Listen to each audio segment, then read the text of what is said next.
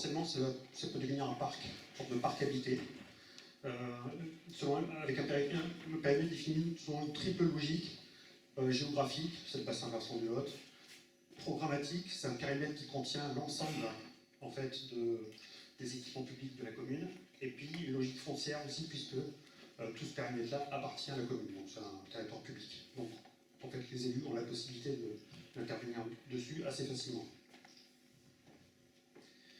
Alors vous allez me dire, mais pourquoi proposer un plan guide en fait? À quoi ça sert? Alors pour nous, on a vu le plan guide comme un moyen pour fabriquer un récit auquel les habitants et les élus sont capables de s'identifier.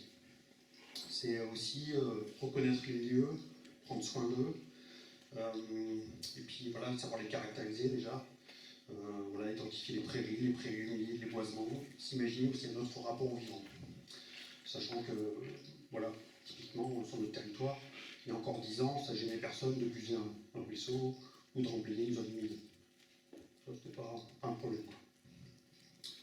C'est identifier les usages aussi pour les stimuler,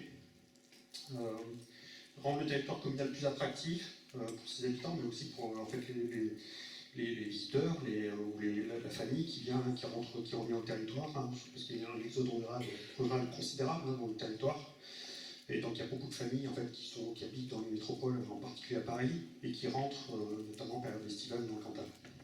C'est identifier les parcours existants, les améliorer, en imaginer de nouveaux aussi, pour en fait encourager les mobilités actives, c'est ce qu'on a fait ce soir.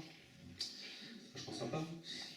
Identifier aussi les seuils du parc qui sont à qualifier, identifier les espaces mutables aussi, ceux qui peuvent en fait être transformés et accueillir de nouveaux programmes. Et c'est aussi une manière évidemment de freiner l'artificialisation des terres agricoles en périphérie du centre-bourg. En clair, c'est aussi une manière très modeste de réduire le bilan carbone de la commune, surtout dans la ville sur la ville, en imaginant aussi des stratégies aussi d'autonomie énergétique dans ce périmètre-là pour, par exemple, alimenter l'ensemble des équipements publics avec un petit réseau de chaleur. Et aussi des démarches plutôt pédagogiques qui visent aussi à expliciter en fait, toute cette démarche visant à fabriquer ce plan guide.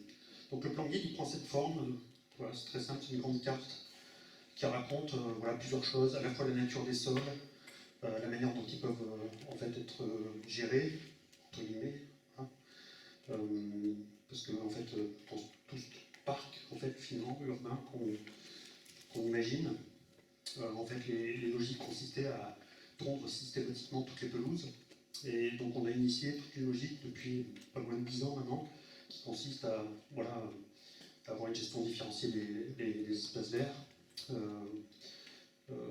Imaginer aussi comment en fait, ce périmètre-là peut accueillir de nouveaux équipements publics, voire même de nouvelles opérations de logement dans une logique de densification qui évite en fait, l'artificialisation de terres agricoles en périphérie. On a aussi dessiné des petits croquis comme ça, tout simplement pour mettre des mots sur les choses pour qu'elles prennent une existence. Vous voyez, qu'est-ce que c'est qu'une pelouse, ça, à peu près tout le monde connaît. Une prairie soufflutée, une prairie humide, répulsive, c'est la végétation spontanée qui apparaît au bord d'un plan d'eau ou d'un ruisseau par exemple. Voilà, une lisière, un boisement dense, ça peut être aussi une prairie soufflutée. Donc c'est de montrer aussi que finalement le parc existe déjà quelque part. Donc ça c'est déjà important parce que finalement c'est le premier jalon qui permet de prendre soin du milieu dans lequel on habite.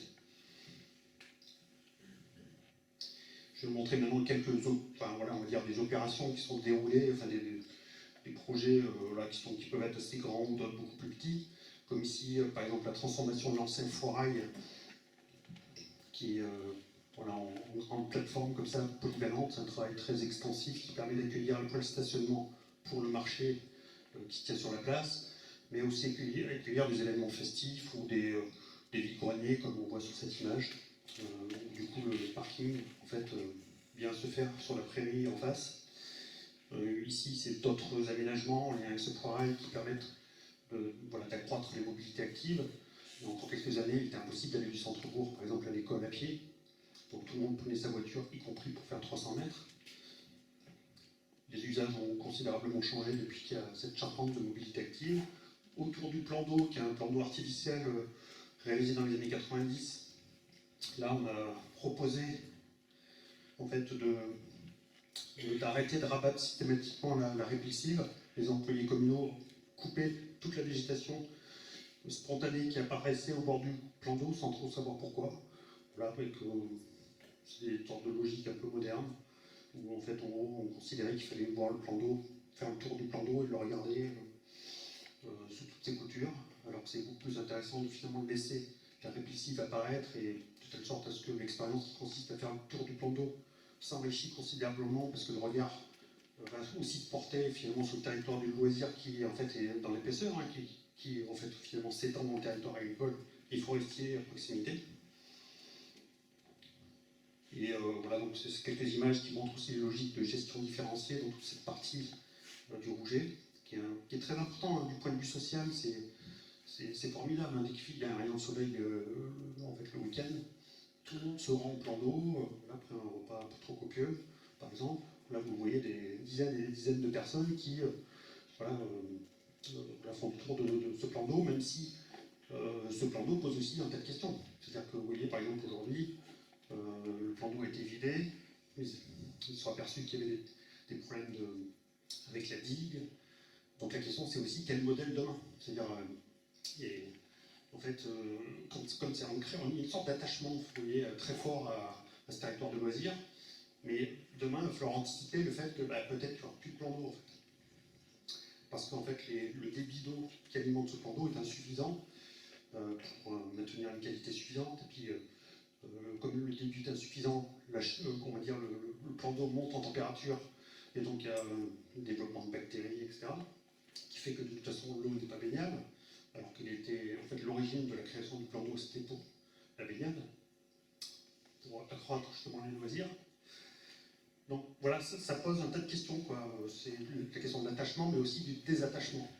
C'est comme la voiture, on est tous attachés à sa voiture, mais demain, il va pas falloir aussi se désattacher de ces objets qui consomment beaucoup de CO2. Et bien là, c'est un peu la même chose sur ce plan d'eau, quoi. C'est-à-dire qu'il va falloir aussi se poser la question de son devenir dans les décennies qui viennent. En tout cas, je trouve que c'est un très beau sujet à se poser.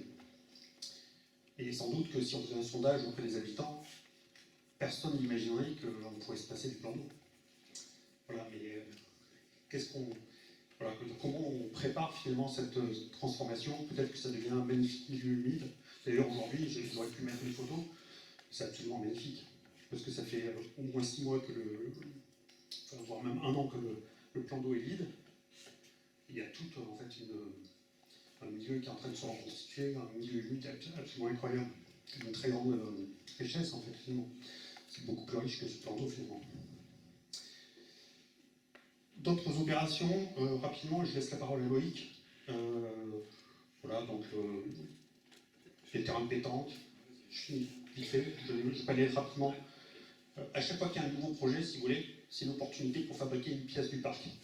Et comme un territoire passant, articulé, voilà, plutôt que de considérer que chaque espace, en fait, comme dans beaucoup de territoires ruraux bien urbains, constitue des sortes de pièces autonomes qui ont beaucoup de mal à dialoguer, à fabriquer en fait un territoire passant, des continuités, quoi, tout simplement. Des continuités à la fois pour les humains, mais aussi des continuités évidemment pour les non-humains. Dans ce parc, il y a aussi, par exemple, la création de ces jardins potagers, et puis de nouveaux parcours. Ici, l'année dernière, on a ouvert un nouveau parcours qui longe le second plan d'eau, qui permet de relier en fait, ce territoire de loisirs au centre-bourg, et qui permet tout simplement d'éviter de prendre sa voiture pour aller se garer au parking du plan d'eau et ensuite faire tout le plan d'eau. L'objectif, c'était de faire en sorte que les habitants partent du centre-bourg et aillent au plan d'eau directement. Et là, il n'y a pas besoin d'envoyer un mode d'emploi, hein. Vous ouvrez un chemin comme ça, le week-end suivant, toutes les habitudes changent. Bon, là, c'est le parcours qui remonte jusqu'au centre-bourg, le long de la route départementale, où il y a un sentiment d'insécurité très fort. Et dans ce parc, je termine, il y a aussi évidemment des gros objets construits qui peuvent apparaître, comme ici un équipement public avec double maîtrise d'ouvrage, communale et intercommunale, avec une médiathèque et un centre de loisirs, et des espaces pour des associations. Et là, le bâtiment a été positionné à côté du foirail pour justement éviter de créer un nouveau parking. Donc mutualisation des fonctions avec une réflexion sur la temporalité d'usage des différents parkings. Le parking il sert surtout en fait, le dimanche pour le marché.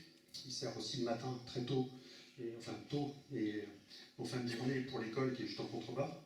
Et voilà, il n'y a pas besoin de créer de nouveaux parkings pour la médiathèque. Ici quelques photos qui montrent l'ambiance intérieure de cet équipement public, qui parlera de questions de ressources sur lesquelles on reviendra tout à l'heure. Ici, en l'occurrence, le Douglas du Massif central. Et bien sûr, il y a d'autres sujets qui sont ceux du déjà là, du réemploi, comme cette mairie construite dans les années 60 à la création de la commune, 15 ans après, ou 20 ans après, ou 15 ans plutôt, après la création de la commune. En fait, un centre civique est aménagé, qui comprend donc une église, la mairie, la poste, l'école en contrebas, les équipements sportifs encore un peu plus bas. Et ici, c'est une opération de réhabilitation de l'ancienne, de la nouvelle mairie des années 60, avec tout un travail sur la question thermique. Mais comme c'est un bâtiment qui a aussi une valeur, on va dire, culturelle, donc plutôt que de l'isoler par l'extérieur, on a plutôt été dans une logique de restauration, c'est-à-dire que les habitants sont très attachés à cette mairie des années 60. Et donc on a été plutôt dans une logique de restauration de toutes les façades, on a retrouvé toutes les boules des natures, retrouvé les mêmes teintes, et on a isolé par l'intérieur et coupé tous les ponts thermiques en isolant aussi les planchers. Et voilà, c'est un bâtiment qui est aujourd'hui très performant et qui a bénéficié du plan de relance juste après la Covid-19. Et dans ce projet, ce qui est intéressant, c'est qu'on a aussi proposé de retourner, de faire une sorte de mairie qui est aujourd'hui une maison de service. Une mairie, c'est pas que un lieu où on va prendre rendez-vous avec le maire, où on va se marier. Aujourd'hui, une mairie, fournit énormément de services, y compris des services sociaux, etc. Et donc l'idée, c'était aussi de retourner la mairie vers le parc et vers les plateformes que je vous ai montrées tout à l'heure, avec la création de cette terrasse en belvédère au sud, qui permet d'avoir une sorte de mairie qui est un peu bi-orientée. Je te laisse la parole.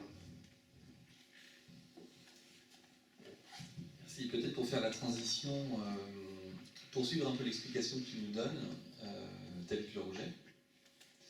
Et ce qui t'a permis de poser ce diagnostic, c'est le fait d'y habiter et de te confronter aux espaces, de te confronter aux usages, de te confronter aussi avec le maire, c'est-à-dire les échanges qui ont été fournis, nourris, qui ont permis d'aboutir au plan de guide. C'est quelque chose qui n'était pas forcément une demande portée par la mairie, mais le fait que toi, dans ta pratique, tu puisses te dire ces espaces-là, ils fonctionneraient mieux, ils seraient mieux mis en lien, en cohérence les uns avec les autres.